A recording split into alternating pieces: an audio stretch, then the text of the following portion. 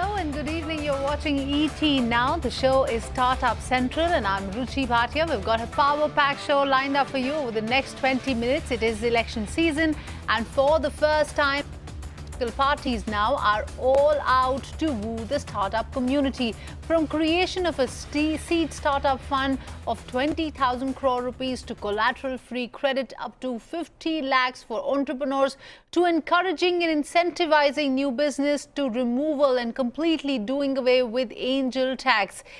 The government and the opposition parties are all out to woo startups, and while Startup India has put the much required focus on the ecosystem, what will it help and what will help further drive the agenda forward? We've got a cracker of a lineup on the show to discuss more on that. We have Rehan Yar Khan of Oris Venture, Sharad Sharma, the co-founder of Esprit, and Vaitishwaran, the co-founder of Again Drinks. Gentlemen, many thanks for taking your time out and speaking to us at ET Now.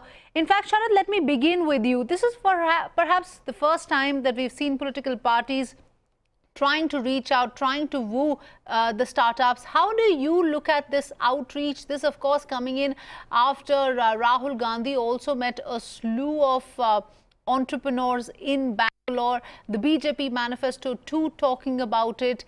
We have seen big efforts being made through Startup India, but where from here?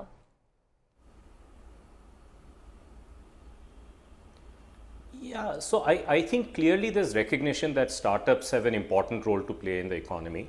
Although I think we are still very early days in it, because one aspect of this is can we make the ease of doing business very easy for startups, because these are relatively small companies, very often run by tech co-founders, and can they therefore handle the regulatory environment with relative ease? And I think some of that has improved. Much needs to be done. Angel tax was a big challenge in the last few months. That's kind of been dealt with, but there is a lot more that needs to be done on that side. The second is that startups are players who have not just an employment effect in the ecosystem, but they change the structure of the economy, and the economy becomes much more productive, and therefore there is a big benefit that accrues to everybody. And that is best manifested by the national policy on software products that has come. And I think that is a seminal development that is there. People like Amit Ranjan, if you see his blog post, calls it a watershed moment in Indian economy. And I think when we look back 5-10 years from now, that is how we will see this, because India has fully exploited the rise of the service companies. Today we can have good hospitals, good airlines, we can have good IT services firms and good mobile operators. But until we are also able to have telecom equipment startups, biopharma drug discovery firms, software product companies, defense products, we will not be successful in the future. So this wave, new innings of India has to unfold first in the hands of startups, and they will go on to become big companies. So that is really where I think we all have to watch and see whether that will manifest as we go forward. The big challenge and opportunity also lie. Absolutely, we totally get your point on that, that this is where where the next challenge is and also the next opportunity, so to say. Rehan Yar Khan, if I could get you on that, how do you view what has been done in the last 5 years? When the Modi government came to power 5 years ago, they began with the clarion call for Startup India. What has changed now? And more importantly, how do you rate this action plan, so to say, by the BJP, by the Congress? Yeah, sure. Well, thanks for that. I think, like you said, there was a watershed moment a couple of years or 3 years ago when the Prime Minister went on stage and he announced Startup India, and there was a big gathering. And since then, there has been a sort of focus within the government to encourage the startup ecosystem. I think that itself was a big, was a big positive move. because it started the process of getting government departments aware of startups. You see, the issue with startups is that startups tend to be very disruptive in nature, in what they're doing, right? Think of a company like Ola. You have a company which has got hundreds and thousands of cabs without owning any cabs, without employing any drivers. Now, this requires a very new thinking on the part of government officers. And very often what was happening is that government departments were coming and shutting down such companies, saying, hey, this is new, completely uncharted territory. We don't understand you. Let us shut you down. And while that continues to happen, I'm happy to tell you that that has reduced a lot. So I think the awareness of within the government department that startups are very important has been absolutely key. Then the government launched the 10,000 crore fund of funds to anchor domestic venture capital funds. I mean, don't forget, the entire startup movement is only possible because there is venture capital, right? And to create a strong domestic venture capital industry is extremely important. But then, you know, we saw regressive moves like the income tax department, which does not seem to be in sync with Startup India, come up with its own sort of policies, right, which were regressive and were troubling startups. And in terms of what needs to be done ahead, I think, yes, it's great that, you know, they continue to expand that fund of funds program of theirs from 10,000 crores to 20,000 crores. And on the other side, both the political parties, the BJP and the Congress, have made noises and put in their manifesto that they want to improve the ease of doing business for startups. Now, the ease of doing business for startups is particularly important because, remember, a startup is a very small organization. They are in a very difficult position to undertake a lot of compliance. So the more compliance you have, the more regulation you have, the harder it is for a person to start up. Right. Right. You need more lawyers, more chartered accountants, more consultants. And so that is a core thing that they need to focus on, is reducing compliance levels for startups. Absolutely. The idea is to reduce compliance levels for startups, but you know, if I could just take that point forward with Vaithishwaran, you know, what's your own take on the manifestos and the entire outreach program with the entrepreneurs? Rahul Gandhi held a town hall recently. BJP has a lot to promise. These are not the things that we've ever seen before. And add to that, you know, Vaithishwaran, you've been a serial entrepreneur yourself, have been in the business, you know, under multiple governments. What has changed in the last 5 years for you and the way you're looking at it? You know, the most important thing that I'm very happy about is the fact that startups are now figuring on the manifesto. I mean, I can't imagine a political party's manifesto talking about startups maybe 10 years back or 2 general elections back. I think that shows what large progress, how much progress the startup as an ecosystem has made. To me, that's a huge step forward, and I hope this continues. The second thing is, over the past 2 years at least, we have seen government trying to create a lot of data about how jobs has been created, and the opposition party is trying to say enough jobs are not being created. Now, I think the fundamental thing that we need to understand, it's very hard for governments to create jobs any further. I mean, the government can no longer play the role of a job creator, but the government must play the role of somebody of enabling a system for job creation. The job creation must happen through companies. Startups are a great way of getting this done. So I think they must understand that startups will help both the governments in power to actually create the jobs that they want.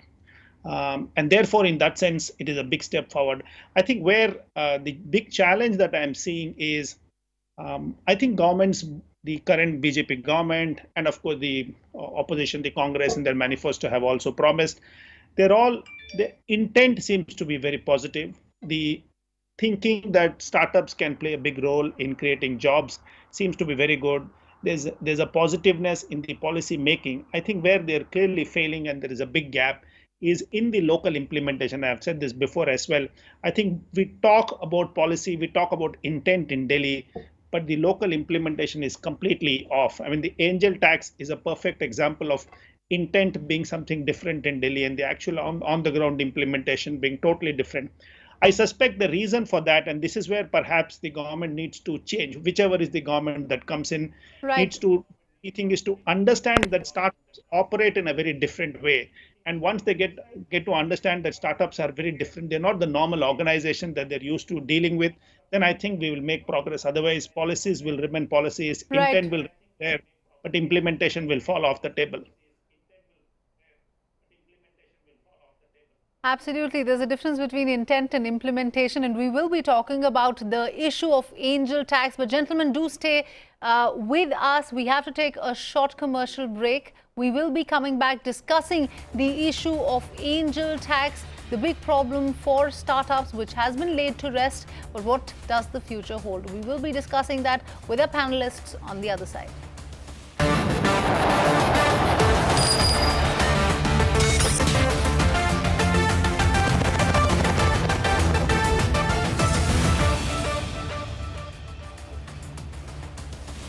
Welcome back. You're watching Startup Central with me, Ruchi Bhatia, and we were discussing with our panelists on the kind of push political parties are making this election season for the startups. In fact, Mr. Sharma, if I can come to you, the issue of angel tax is what we were discussing. It highlighted a peculiar problem. Several government departments were working independently.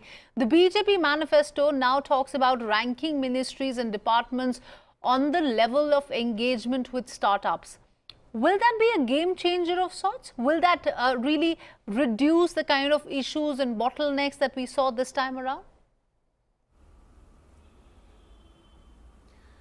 You know, it will, but there is another issue at work, right? And I think that issue will take some time, no matter which government comes to resolve. So the reason, see, we have traditionally dealt with a system which said, look, if I make things very easy to use, fraud creeps in. So to reduce fraud, you have many process checkpoints that are added so that fraud comes down. And therefore, it is no longer easy to use. So we live in a world today here in India where we can either get convenience or get compliance. Now, the only way to resolve this and get both convenience and compliance is to reimagine the way we do things. So if you start catching fraud by using data rather than, you know, all these process checks that have to happen along the way, then you can get both convenience as well as high compliance.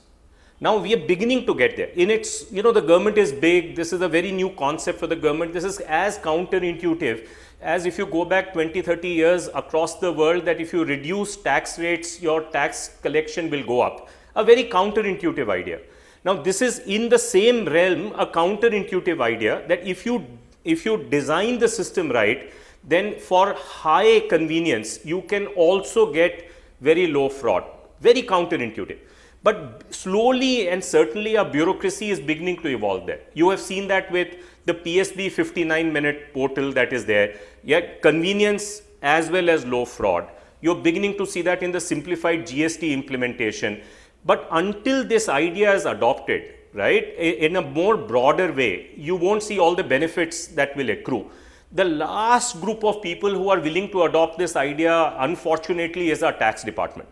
And that needs to be brought into the modern era very quickly. And I think if we can do that, we have hope. Now, our revenue secretary that we have is a most progressive, most tech-savvy person amongst the bureaucrats, Ajay Bhushan Pandey, formerly, you know, of UIDAI. So there is hope. So I don't think the hope is going to come from political parties. I think it is going to come from progressive people in the bureaucracy itself who understand this major shift that needs to be brought about. And I think, you know, it is beginning to come, and as that takes root, you will begin to see the kind of improvements. The intentions will become implementation. Otherwise, the gap between intention and implementation will remain high. All right. Absolutely. Intentions, implementation, and for all of that, you need an effective bureaucracy. In fact, while we were discussing angel tax, Rehan Yar Khan, if I could get you on the other issue, the Mindtree tussle has highlighted a pertinent question, and that on the need for differential voting rights for promoters and founders. How do you see this, and do you believe this is going to keep investors away?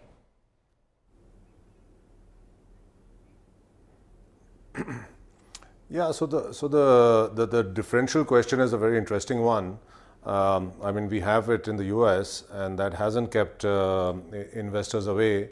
I think it has to, of course, be seen in the Indian context, and you know how that sort of works with a lot of other things like minority protection rights, etc. But I largely believe that it will not keep investors away. I think it's good that founders have a lot of control over their company, because you know, that'll make them more passionate for their companies and sort of, you know, want to achieve more, and they're certainly taking on more responsibility by saying that, hey, I'm the person in charge. So you see it, for example, in Facebook. You know, Zuckerberg has stood up and said, I'm the person in charge, I have all the voting rights. So I think it makes them very accountable. So I think if implemented nicely, and you know, like Sharad said, that there is a gap between intention and implementation.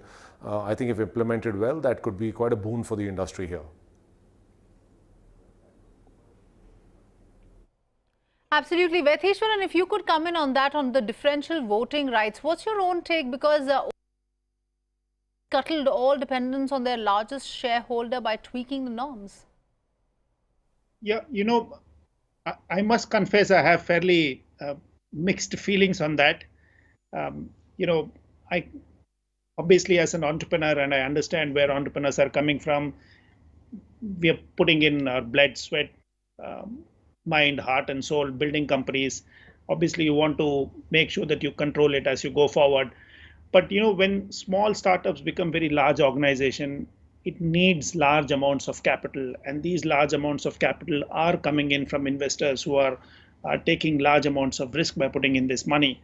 And you know, sometimes I get the feeling that we have to look at the other side and to assume that entrepreneurs must have all the voting rights, while investors are merely supposed to write the checks.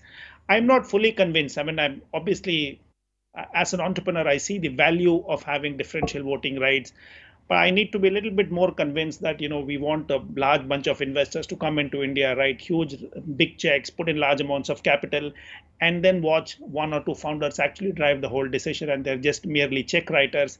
I'm not fully convinced. I think it needs a little bit more debate before we arrive at it. Like Rehan said, you know, it's happened in the US, and you know, I think the jury is out. We've seen what happened with companies like Facebook. We've had what companies like Google who also tried to do this. There are multiple other companies, startups trying to do this, but it's not that it's worked very well. I think the jury is still out. I'd like to hold my thing on this. I need a little bit more debate. Obviously, my heart is with the entrepreneurs as an entrepreneur, but I'm not fully convinced yet that that's the right thing to do. All right, heart is with the entrepreneurs, but you're still in a wait and watch mode, if I that. But Rehan Yarkhan, as an investor, I mean, just moving away from the issue of differential voting rights, as an investor, what is going to address the issue of startups moving out to, you know, to incorporate in places like Singapore? I mean, how will Indian startups take off if Indian startups choose to be domiciled outside? So, you know, you've raised a great point, and I think this is something that the government has to look at very, very carefully. So you can come up with all these rules and regulations, but if those rules and regulations cause people to flee India, and we are seeing it not just in the startup category, you see a lot of high net worth individuals also leaving India for, you know, for outside jurisdictions, and it's not necessarily for tax saving reasons. It's just for ease of doing business. I think we fail to understand in India how important ease of doing business is for a startup. Because like I said earlier, a startup is a very small team. They are unable to undertake a lot of compliance. They are unable to undertake a lot of litigation. They are unable to go to government offices again and again. And they are sitting and thinking, how do I create this product? How do I get this out into the market? How do I raise some money? How do I get some customers? And they really don't have the time for compliance. And if you're going to become in India, which is compliance heavy, right? And I worry about that because, you know, we are compliance heavy in many areas, much more than in other countries. The cost of compliance becomes very high. I have to, you know, hire lawyers. I have to hire other things. So then it becomes unfeasible to do a startup in India, right? We already had a massive scare with angel tax the last 2 years. Now we are seeing SEBI, we are seeing, you know, other departments. Everybody is every year kind of increasing compliance. It seems that if I'm a government officer and I've been given a job called regulator, then my job is every year to add 5 new regulations, and that is just adding to the weight of compliance. And compliance, don't forget, is a cost, right? So people are trying to flee this cost. So I don't know where the answer lies. Right. Maybe it's a trickle now, it'll become a flood, and maybe after it becomes a flood, the government will wake up. But it is certainly worrying. Absolutely. In fact, let me take that point across with Sharad. Sharad, you've worked with the government through ESPRI. We were talking about how there is increasing compliance by each passing day. Where should the government really strike the balance? It's not like, I mean, I understand the fact that startups are big job creators, but on the other hand, there has to be a regulatory framework.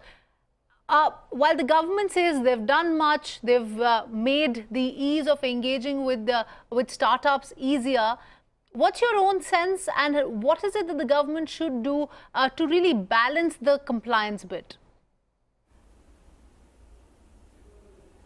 Yeah, so iSpirit's view is that government has 3 roles to play. One is ease of doing business, and that I said cannot be solved until we throw a new way of balancing risk and convenience.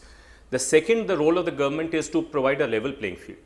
By and large, the government has favored multinationals over local companies. For example, Uber for almost 18 months got forgiveness on, 2-factor authentication for payments that Ola could not even think of getting for 1 day, because they knew if they did it, they would be shut down. So we went from a system that was very, very pro multinationals to, I think, a more balanced system that we have today. So the role of the government is to make sure there's a level playing field between, well-funded foreign multinationals and Indian startups. The third important role of the government is to create digital infrastructure that opens up new markets that would not have been accessible to startups at all. For example, Ola would not exist if there was no GPS. So who created GPS? GPS is therefore the prerequisite to creating ride sharing. In India, if there was no UPI, there was no Aadhaar, there was no e-sign, there was no DigiLocker, there was no account aggregator, all this opportunity of serving middle India would not exist. And I would say Indian government has done absolutely phenomenal work in making that happen.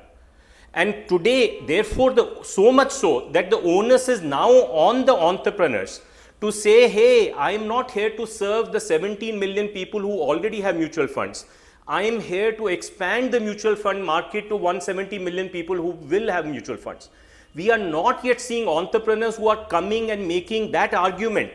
And until they become people who make that argument, you would not have the social compact that is necessary that will allow startups to thrive here in India. Because if all the startups, almost without exception, are only catering to 30 million families in India out of the 300 million families, how can this be important to the country? It cannot be important to the country. So I would say the government has created the infrastructure to go and serve another 200 million families. And the ball is now in the startups' court to seize that moment. And if they do, lots of other things will become possible to also solve. So I think there are 3 things to look at. And not just compliance, the other 2 things are also important. Absolutely. On that note, let me thank all our guests, Rehan Yar Khan, Sharad Sharma, as well as Vaithishwaran. Many thanks for taking your time out and speaking to us on ET Now. With that, it's a wrap.